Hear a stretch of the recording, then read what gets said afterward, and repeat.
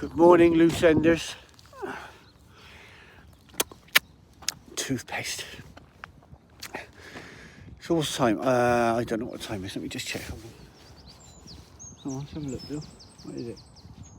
Oh, okay. So it's just gone 8. So I'm away for a few days with my friend Tara,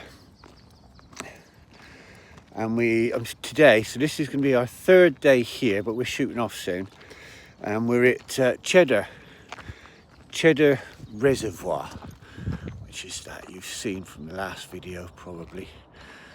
It's not windy today, quite mild. Let me show you where we parked. That's us down there. Okay, lovely little park up, right? That is. Mine's the scabby van on the right, obviously. Oh, come here, Ted. And we've parked there, no trouble at all. I tell you, that's not entirely true. It's a strange thing. I saw a couple of vans coming over the fields down there, right? Not last night, the night before. So our first day here, we got here midday-ish or something, I can't remember now. And my first thought was, because the field was full of sheep, so I thought, oh, sheep rustlers, because it happens in the countryside. People nick stuff, like cities and everywhere else, but they tend to nick sheep or cattle. Not a big thing like, rustlers like in America, but it is a thing. And then there was a woman who was parked sort of not far from where we are, facing us in a car. So I saw that happen, I couldn't decide. Anyway, it turns out it was just farmers because there's a track they were coming down, nothing to do with sheep and that, so I was completely wrong. And anyway, we both got in our vans, chilled out for a bit, went about our things, had something to eat, blah, blah, blah, blah. And I had my log burner on, it was quite hot, so I opened the door and I could just look out. And the woman that had been there 2 hours later, she still sat there just with her engine running, and it got dark now, so the lights were on. Oh, and it just seemed so suspicious. The woman sat there, and then of course she must have seen me looking out, and she had an internal light on, which she turned off, and her headlights, but the engine that was still running. It was something and nothing. Maybe she'd had a row with her husband and she'd just gone away to park up somewhere quiet to compose herself. Something as simple as that, You don't know what people's lives are. And when you see situations like that, it's not always nefarious. People up to no good. It's not always... Oh, a bit cold. It's not always that. So you mustn't be quick to judge, but also dismiss nothing. Yeah. Tricky balance that, to be honest. So van life, as much as I love it, it can be unsettling from time to time, because you have to have your wits about you if you're going to live like this, because there are undesirable, unpleasant people in the world. That's life. You go out on a pub crawl, you have to have your wits about you, because there's always some bell end, isn't there? I had one drink too many, being the Jack the fucking lad or whatever. Anyway, that aside, let me get back to where I was. So we're setting off from here today. So Tara's going back up north tomorrow. So we're going to have another night away somewhere, we don't know where yet. We haven't decided. We might tell you before the end of this video. I don't know. Clean the van out. I'm going to put a shelf and do a couple of little things. You're always tweaking your van. If you live in it, I don't live in it, but if you experience van life, hold on, dog's having a 2-bob wait. See, responsible. I went over to see my daughter yesterday, because where I'm parked out, she's only 40 minutes away. Went over, saw my son as well, he turned up, and the grandchildren. So it was a nice few hours in the afternoon. Not all parents do this, although my circumstances are a bit different, but you have to let your children be the young adults they are. You don't always know better, because you're not in their lives every minute of every day, are you? But very proud of her, actually. She's doing remarkably well in the way she's got her life structured and organised, much better than I did at that age. That's another story. Quick glance. Actually, the countryside around here is quite lovely. Look at this, look, reservoir. We're up on a mound. It's a man-made, this. So it's huge drop down there, must be 40 feet. Look at the fields, just lovely. And these trees, they look almost out of a horror movie or a haunted wood or something. Nature is quite wonderful, I've got to be honest. Our second morning, waking up at Cheddar Reservoir. I've got to be honest, a terrific little park up. This countryside here is really quite lovely. And it's quite mild today, not too windy. I'm only part-time, remember. I just do it when as much as I can, you know. When I don't feel well, I retreat to my little bungalow and do nothing. Anyway, so we parked up. We just had our second night here. My friend Tara's with me, obviously, from up north. And we'll shoot off today and go somewhere else. And then we're parting company then. She goes back up north to deal with life and stuff, and I'm going back to mine in the west to deal with life and stuff, as we all do.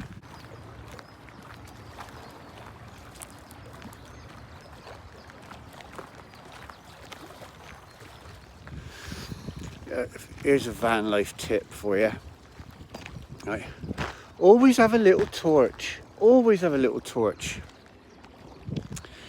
Me and Sarah went, we locked the vans up, and there's a little, not far, it's like a walk, it's not very far, to a little village called Axbridge. And she'd been there during the day because I'd been away visiting my daughter, hadn't I? So there was a little pub there, we'll go down there and have half a shandy or something.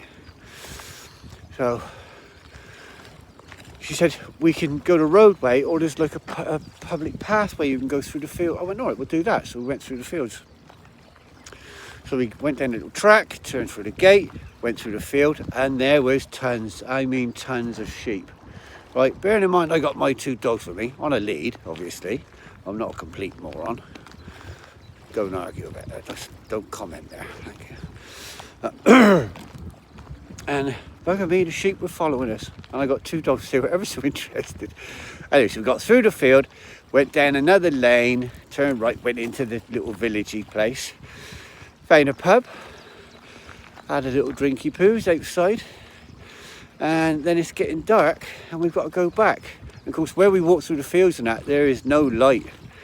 And to be honest, oh, bugger, done myself a mischief. And then there is sheep shit everywhere, and you can't see anything, and you're stumbling around in the dark. It's like, well, it's navigating the terrain by braille, but you're using your feet as feelers. It was ridiculous. And as we were walking back, we both went, oh, we haven't got a torch. Anyway, we made it, you know, just enough moonlight to get by. So, golden rule, always have a little torch, emergency torch in your pocket. I know you can use your phone, but I haven't mastered it yet. Phone technology is too much. Anyway, so there's your tip for today. Always carry a torch.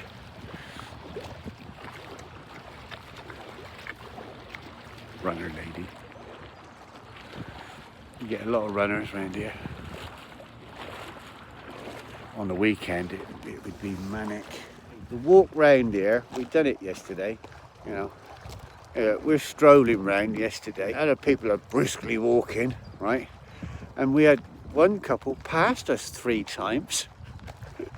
We've only done one circuit. That's just to let you know you're old, I think.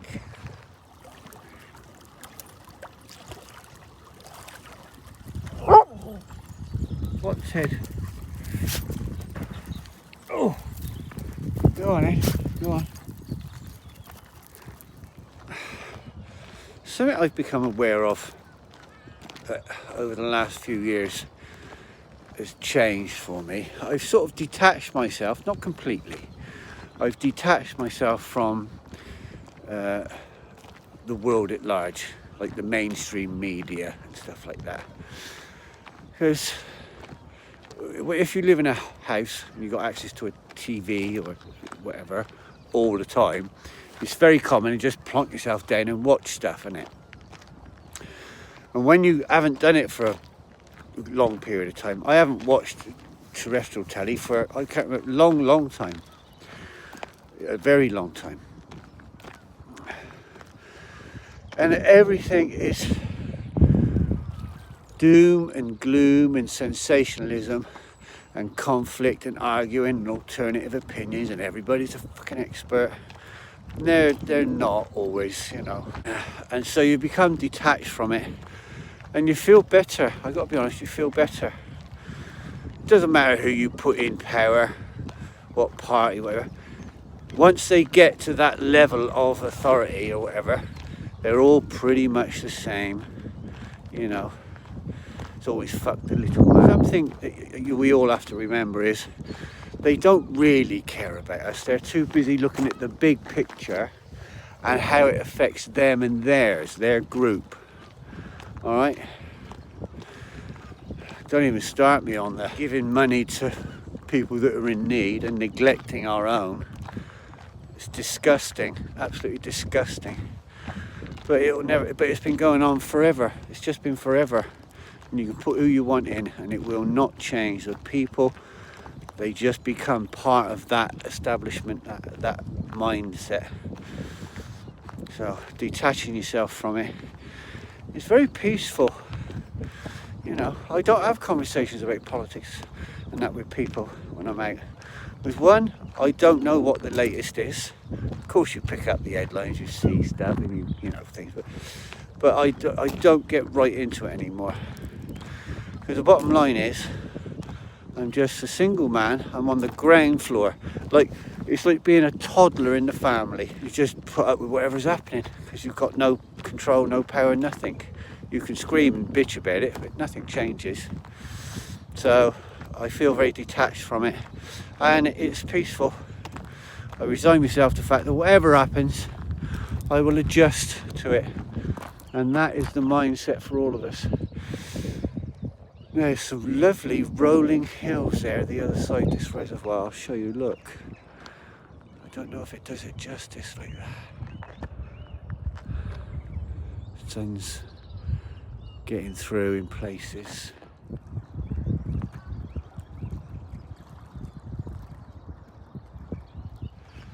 So you can vote for whoever you want, support whoever you want, protest all day, whenever you feel like it, and it changes nothing. Because they've got complete control and they'll just do it. Here's the most obvious example of that. I'm thinking like all them farmers went on the street and tractors blocking up cities. Every Saturday seems to be a pro-Palestine march going on somewhere, which is far more complicated than most people can even begin to comprehend. But they're going, oh, this is happening. You know, one little strand of something. Anyway, that aside, all those people go out and protest and do all that, and then we go out and clap for the nurses. What the fuck was that all about? I didn't do it. I just thought, you fucking mental. Give them some money. Oh, Jesus Christ. And so we go back. So here's the most obvious example I can think of. When the Iraq war started, right, somewhere in the region of 2 million people took to the streets. Didn't change anything. And if 2 million people on the streets can't change it, what do you think a few hundred or a few thousand marching? Nothing. Waste of time. Lovely old tree here. Someone's taken it upon themselves to leave a little message for other camper runners. That's the hill you've got to climb to get up to the reservoir. Here's the park up. That's us.